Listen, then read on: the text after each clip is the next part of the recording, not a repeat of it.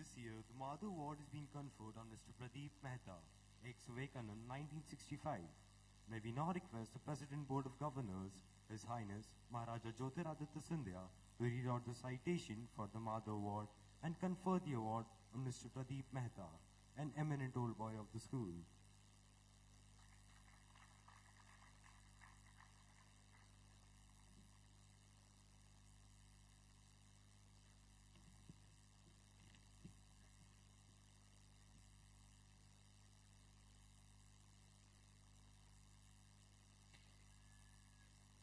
An institution's pride lies in the elevation of the status and constant success of the people who called it home once and still do. We at the Scindia School have been constantly cultivating a spirit of enterprise and sound intellect, infused with a sense of service in every Scindian for the last 121 years.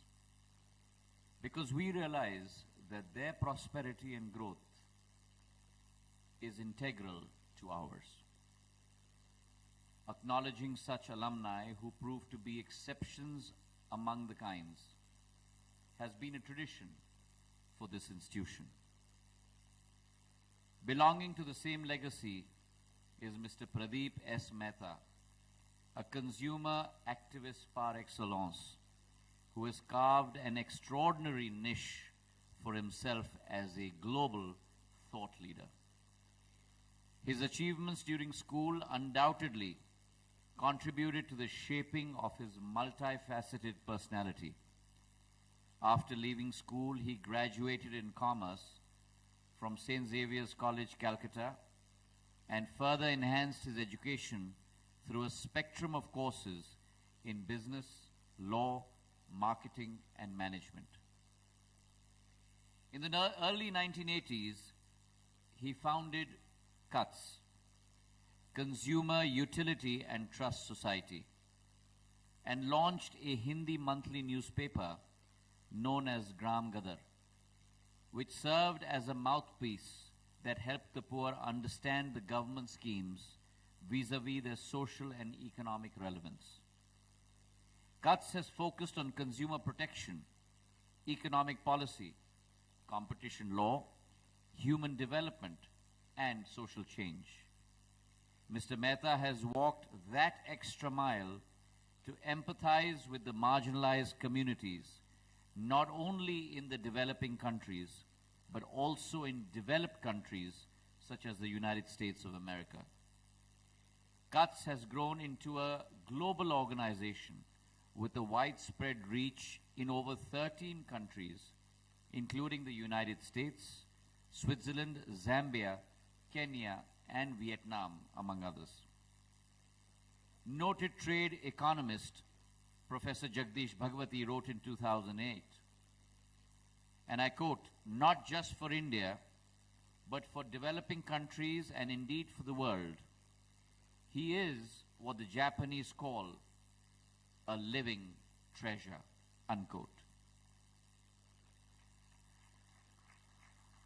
Currently, he is the Secretary General and Treasurer of CUTS, Chairman of the Advisory Board of South Asia Watch on Trade, Economics and Environment, and the Co-Chairman of the International Network of Civil Society Organization on Competition. In addition, he has published over 1,500 articles in reputed newspapers and magazines to mobilize public opinion on issues that are close to his heart. The Scindia School takes pride in Mr. Mehta's stellar contribution in the field of consumer activism and confers on Mr. Pradeep Mehta the Madhav Award as an old boy of eminence for the year 2018. His life is both an extension and an expression of the education that he imbibed at the Scindia School. May we now request Mr. Pradeep Mehta to receive the award. We request the Chief Guest, Mr. Birla, to join His Highness on the stage.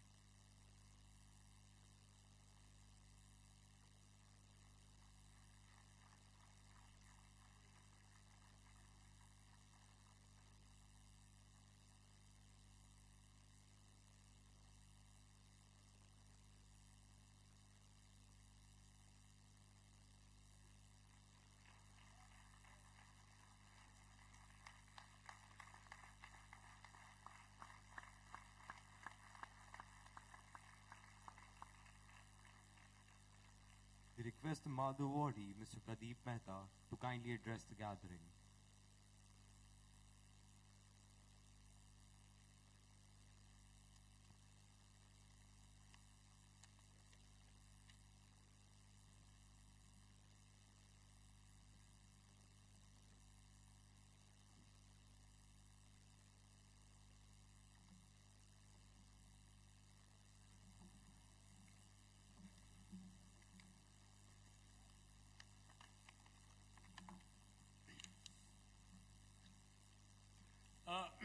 Thank you very much,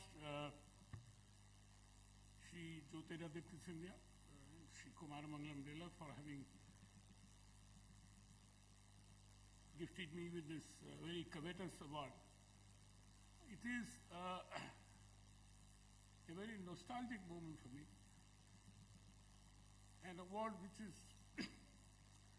given to you by your alumni, alma mater, is probably the best that one can aim for or get. And therefore, as I said, it's something which I'm very proud of. I'm very thankful for the school to have recognized me. And more importantly, I joined the ranks of 3 other of my batchmates who had also been awarded the same award, Madhav Award. And that Jyotiraditya would be something for you as the President of the Board of Governors to look at as to what happened in 1965. What kind of diet we were given and what kind of education we were given. I come across the names of many of these teachers in whose memory you have various halls. And that brings what you might say a very nostalgic moments of what the kind of breed of teachers we had at that point of time.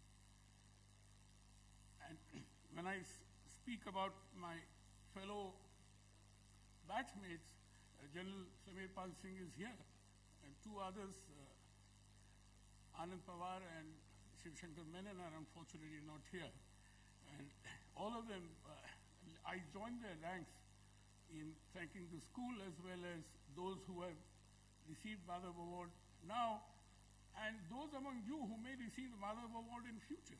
I mean, the kind of inspirational speeches that you heard from both Shri Scindia and Shri Birla, and if you followed their advice, then I'm sure you could easily do what I or others have been able to do so far. Now, I was here in the school celebrating our golden jubilee of our batch in 2015, January 26th, and that is the time when we did a march past. We joined the school march and marched along with a platoon of about 20 old boys from that school. That was the last memory that I have of the school, and that again was something which was very memorable. And I would like to compliment the batches of 93 and 2008 for having collected here on Founders Day to celebrate their own anniversaries, decade, as well as Silver Jubilee. And I hope that they too would continue to visit school on occasions like the Republic Day or the Independence Day as well, and be able to share their views, their knowledge, their achievements with these school boys over times to come. So it is not a one-off event, but it is a continuing event, and that is what I think is extremely important. Now,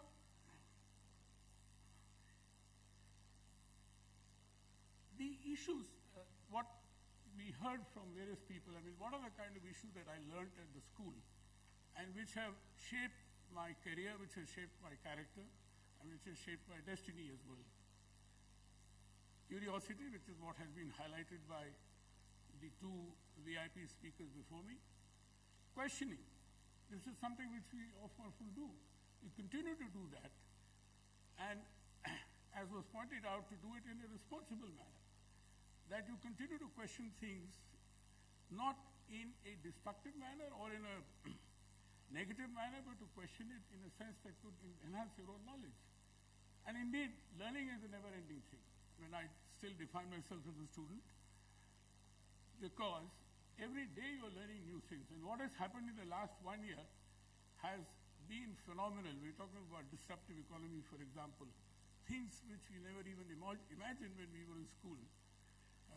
So what I would only like to tell my young friends here is to be on their toes, and I'll conclude with that particular point, but to say that the kind of atmosphere that was provided to me and my colleagues and my batchmates in school was not only teaching us curiosity, but also community sense, involvement, compassion, and many other of these attributes which are important for a person to be a full-fledged human being. Compassion is what? He spoke about community service, doing social service, whether it was the Sonsa village or labor camps, which even taught you dignity of labor. In the sense that it was an eclectic education, and it was not just rote or studying in the school and vomiting it out and sitting in exams. It didn't matter as to what you did ultimately, and that is where I would like to offer one piece of advice is do not be in the rat race. I know it's a very competitive world, but if you're a rat race, then you often lose your own, not only self-respect, but you lose your own direction at times. Now, we were in NCC, which taught us discipline.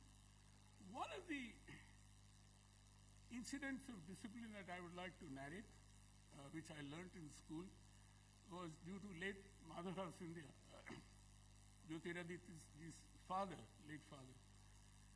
He was 3 years my senior and a school prefect at that point of time. I was in the Vivekanand house, which was in North Block, and I was walking to the school with my hands in my pocket. Oh, lo and behold, he caught me and gave me 4 rounds of the cricket field.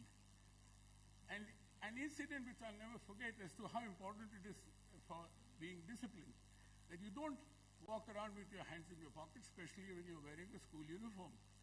You have to keep the dignity. So there's another attribute that you learned, not only discipline, but dignity as well, simultaneously.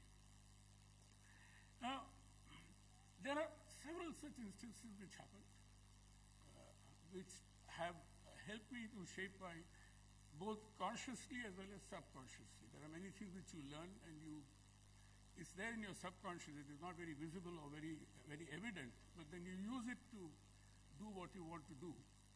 And each of us are different in character. Each of us have a different manner of pursuing what we want to pursue in terms of happiness in our life or in terms of the goals of our life. I chose to be a public citizen, which is not a politician, but a public citizen, meaning that I recognize my rights, but I also recognize my duties. Now, I'm sure many of you would have learned about Article 51A of the Constitution of India, which lists out duties, which ultimately ends in extolling upon us to ensure that we continue with the spirit of reform and inquiry so that the nation constantly rises to a higher level of endeavor. Now, in that public citizenship that I felt was, I mean, there are various ways to do it, various ways to work as a social activist. I chose the consumer movement. And that, as was read out by Shri Scindia in his commendation for my award, began in 1983 through a rural wall newspaper. We reached out to villages where there's no other medium except the radio. Even television in those in 1983, you had one television and you do not even have electricity in many places in the state of Rajasthan. And that led to then formation of the Consumer Unity and Trust Society, which is now, as was pointed out, has grown into a large international NGO. And I'm sort of quite happy and proud with what we've been able to do, but it is not the end, and I'll come back to that little later. Now, the catalyst or the spark which caused cuts to come into being was we friends were playing Scrabble. We play Scrabble often in the evenings, and all of us smoked at that time as well. Now that I don't smoke, thanks God for that. Just curiosity. Look, a matchbox requires to be containing 50 sticks. But if you open it, I'm talking about 80s, even the quality was very poor. You had either a weak stem or no head at all, or a large head which would burn your clothes, and it never contained more than 35 sticks. Now, if you look at the total turnover of matchboxes in India during that time, it was hardly about 160 crore rupees. But the fact is that the matchbox is something which the richest of the rich and the poorest of the poor consume, like salt. So it is something with which we can talk to people that, look, shortage of weights and measures is actually, cheating you. It cheats your money. And we took up that matter with the then Monopolies and Restricted Trade Practice Commission and got an improvement in the quantity of matchsticks as well as the quality over time. The price of matchbox at that time was only 25 paise. So even if a consumer lost 3 paise, it did not matter. But once he started realizing the magnitude of what is happening nationally, then he realized that there's something which is wrong, and there is time for us to assert our rights as consumers to be able to get 1,000 grams in a promised kilogram. We are not going to be happy with 900 grams in a kilogram. So this kind of thing, shortage in weights and measures, happened across the board. Even today it does happen in some places, but it's far better now because of far better enforcement. Now, we got the Consumer Protection Act in 1986, thanks to Rajiv Gandhi, the late Prime Minister, who was wise enough to understand the need for a law which can protect consumers. Now, each one of us is a consumer. Even a businessman is a consumer in many ways. So there is nobody who is an exception to being a consumer. In many ways, you may be able to suffer the loss, but not everybody who can suffer the loss. I gave you the example of matchbox. In a district in West Bengal called Midnapur, in those days, poverty was so high that poor people used to buy a number of matchsticks. So you can well understand the kind of magnitude I'm talking about. Now, we got the Consumer Protection Act in 1986, which took about 5 years to be implemented. Usual inertia, status quoism, funding shortages, etc., etc. And the states had to set up these consumer courts, which are quite popular today. And many of you would be familiar with the slogan, Jago Grahak Jago, which has been a sort of clarion call for consumer rights. Look, these are your rights, and therefore you must exercise them in order to see it. Now, all good businesses recognize as well as reward good consumers. It is not as if all businesses are not respecting the consumer's rights. Now, in those days, there was another very serious problem. We had a centrally planned economy or a command and control economy. There were shortages of all kinds. Many of you young boys may not have been aware, but to get a telephone line working in your house was a monumental task. To get a line, first of all, there was no era of mobile phones and all that. The whole telephone system was in the state's hands, monopoly of the state, the Department of Telecommunications, so much so that once a minister in the parliament, on receiving complaints from MPs that, look, our telephone line is not working, even had the audacity to suggest that, why don't you surrender your telephone line if it is not working? A former Chief Minister of Madhya Pradesh, P.C. Sethi, who was then a member of parliament, had booked a trunk call from Delhi to wherever in Madhya Pradesh. He belonged to Indore. And it was not getting materialized, a lightning call. Those days you have to make a lightning call which costed you 6 times the normal trunk call charges. he took out his revolver and went to that exchange to shout, to say, why is my telephone call not not being materialized? That was the kind of situation then. Today, none of you would be able to imagine that you can, at a split second, you can talk to somebody in North Pole as well.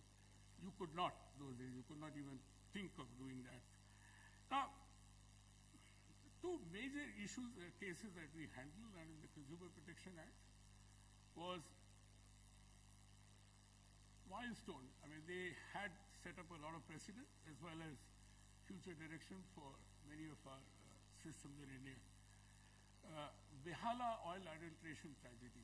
This happened in Calcutta in 1988 when about 2,000 people got afflicted by an adulterated rapeseed oil which was mixed with a plasticizer to give it the pungent taste of mustard oil. Those of you who are familiar in Eastern India, mustard oil is the favorite cooking medium and they enjoy the pungency. Since mustard oil was not easily available,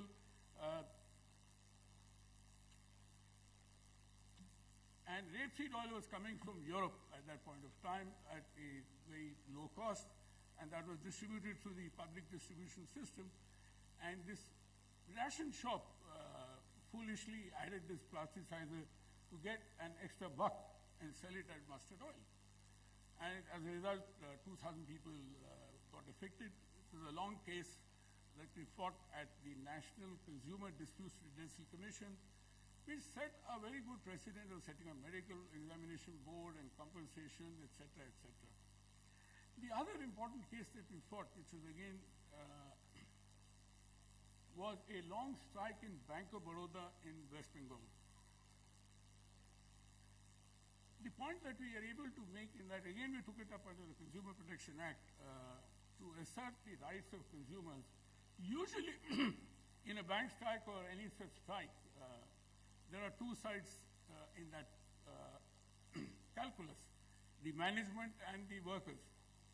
What we were able to prove was there are three sides to any such strike: the workers, the management, and the raison d'etre, the consumer. You are all there because of the consumer, and you are running these institutions because of consumers.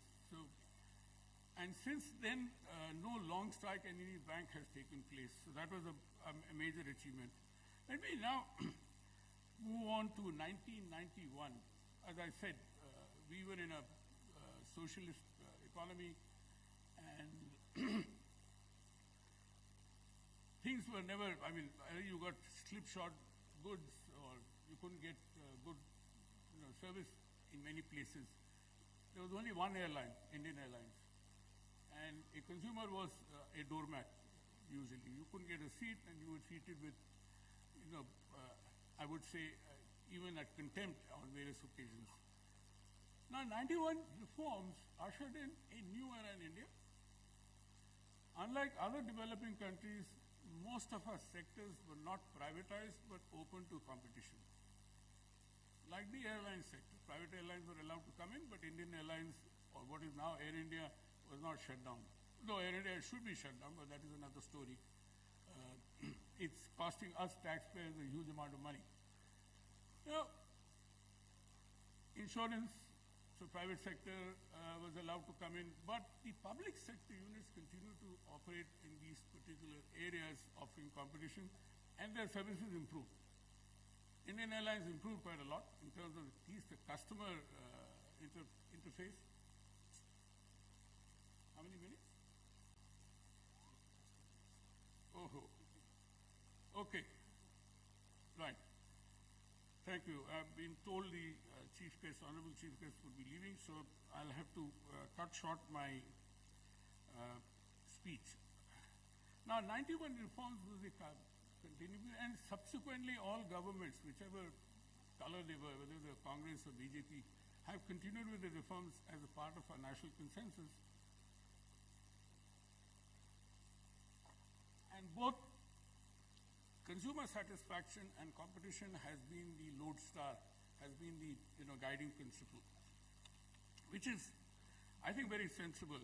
We have a new competition law in India. which we didn't have. It was a very modern competition law, as was pointed out. We've been responsible for enactment of competition laws in about 30 developing countries, including in India.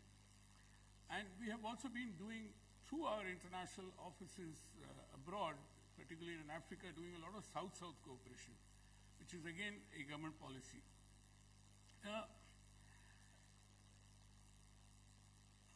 Let me conclude here. I have now turned 70, and one of my very dear friends, as well as a person who I admire, Suresh Prabhu, our Commerce and Industries Minister, as well as Civil Aviation Minister, in his remarks mentioned that Pradeep is not 70, he is 17. So that is the energy which I would like to continue, and to reflect on the words made by Shri Scindia and Shri Birla. It is very important, and the same kind of advice I would also give is work hard, be curious, never give up. And this is what I have been able to do, and therefore I stand before you as an example. Never give up. In my dictionary, in my organizational dictionary, we do not have the word failure. We call it deferred success. If it does not happen today, it will happen tomorrow. If it has not happened, there must be a good side to it that it has not happened. So don't cry over that particular issue, but to continue to move forward. Finally, be generous. Adopt humility, evade ego, be generous to your fellow beings, etc., etc. And you will see to it that it will pay you in the ultimate analysis.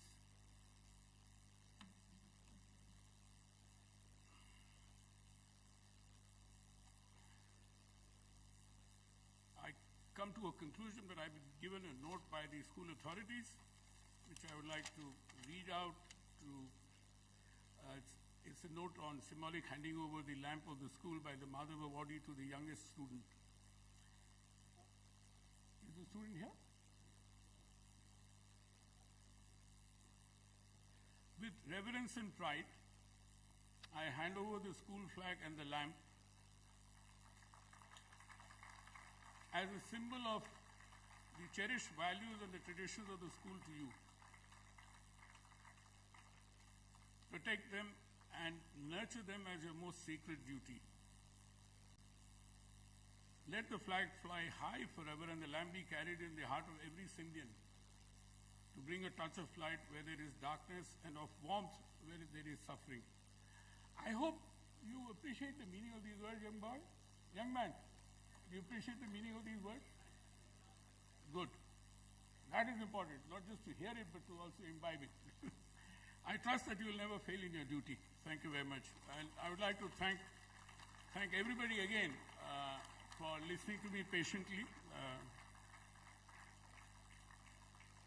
There were some more incidents that I would have spoken about, but for some other day. Thank you very much.